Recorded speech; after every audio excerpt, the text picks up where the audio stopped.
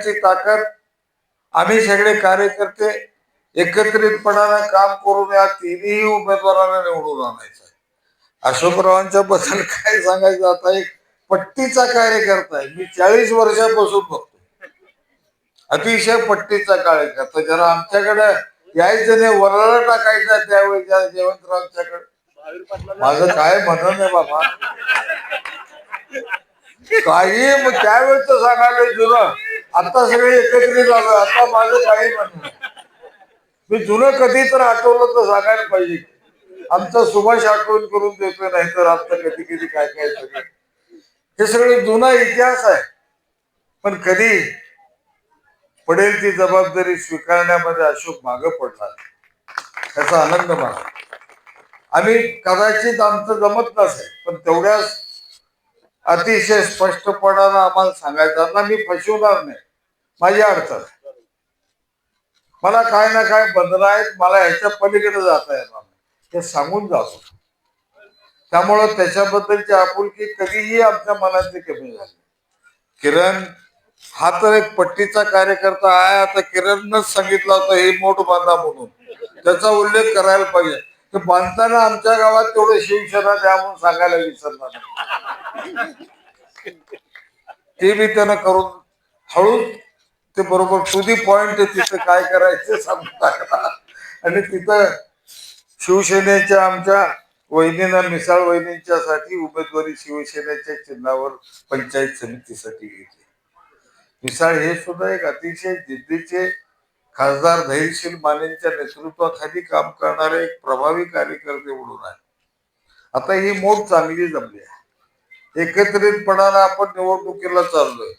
मगाशी कोण तर पत्रकारांनी मला विचारलं, ते महायुती महायुती म्हणून तुम्ही सांगायलायसा आणि मुंबईत महायुती म्हणून आहे, तुमच्या समोरासमोर इथं लढाया व्हायला लागल्यात, आम्ही काय समजायचं? आम्ही काय समजायचं म्हटलं, ह्याला उत्तर साधा आहे. मी मगाशी सांगितलं तसं प्रत्येक नेत्याला वाटतं माझ्या कार्यकर्त्याला न्याय द्यायला पाहिजे, आणि प्रत्येक कार्यकर्त्याला वाटतं माझ्या नेत्यानं मला न्याय द्यायला पाहिजे.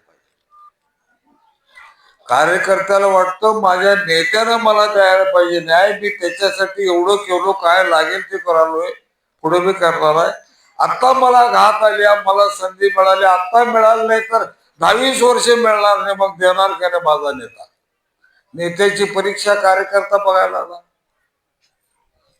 आणि नेता मग कार्यकर्त्याला नाराज करून नेत्याची नेतेगिरी राहायला नको आहे. त्यामुळे कुठल्याही चांगल्या कार्यकर्त्याला नाराज करायची मानसिकता कुठल्याही नेत्याची नसते. मग काय त्याला पर्याय, मग मैत्रीपूर्ण पुढे येतं. लढून देत सगळी, कोण येईल ती आपलीच आहे. उद्या जिल्हा परिषदेच्या मतदाराला महायुती म्हणून सगळी आपलीच येणार आहेत, हा खुलासा पुढे जोडतात त्याला. पण तसं इथं काय नाही. इथं आमचं भारतीय जनता पक्ष आणि शिवसेना हे दोघं मिळूनच लढाल. इथली आमची युती ही 100% भारतीय जनता पक्ष, चौगुले वहिनी, मिसाळ वहिनी आणि अशोक माने असे तिघांच्या आहेत. मिसाळ वहिनींचं शिवसेनेचं धनुष्यबाण चिन्ह आहे, आणि अशोकरावांचं, मानेंचं आणि सौ सन्मती चौगुले वहिनींचं कमळ हे चिन्ह आहे. हा तिघांनाही प्रचंड मताधिक्यानं निवडून द्यायचं.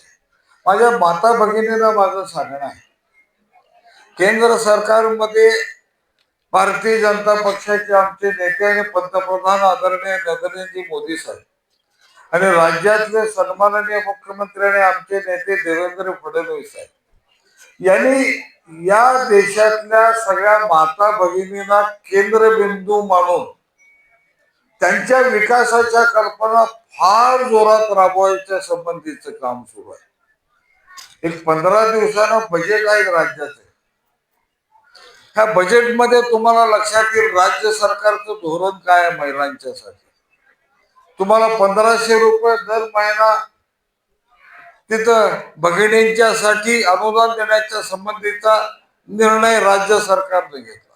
लाडक्या बहिणीच्या साठी म्हणून भाऊबीज कायम 12 महिने चालू ठेवायचा निर्णय घेतला. त्याच्यासाठी किती विरोध केला विरोधकांनी.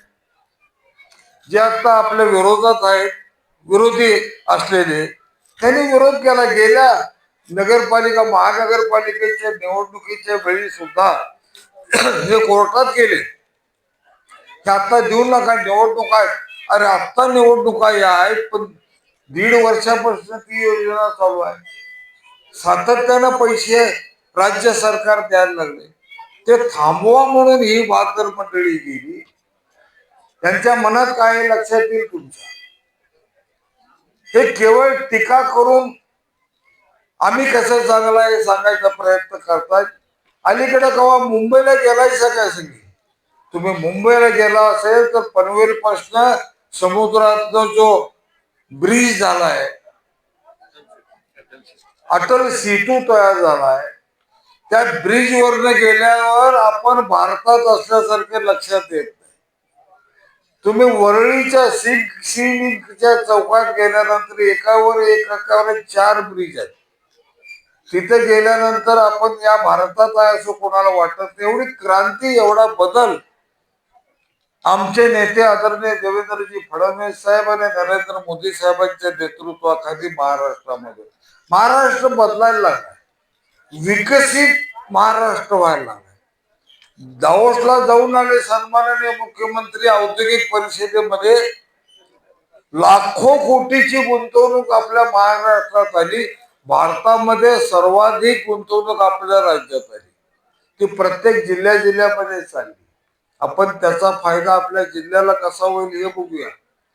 आमच्या इचलकरंजीमध्ये माझ्या माता भगिनींना मी गारमेंटचं ट्रेनिंग द्यायचा प्रयत्न केला. शिवाजीराव 4-4.5 महिन्यांना आम्ही ट्रेनिंग दिलं गारमेंट मधनं. सुरेशांना त्याचा रिझल्ट असा आला, आज इचलकरंजीतली 18 ते 20 हजार माझ्या माता भगिनी गारमेंट उद्योगात काम करतायत. 8,000 पासून 22,000 महिन्याला पगार घेतात. 8,000 पासून 22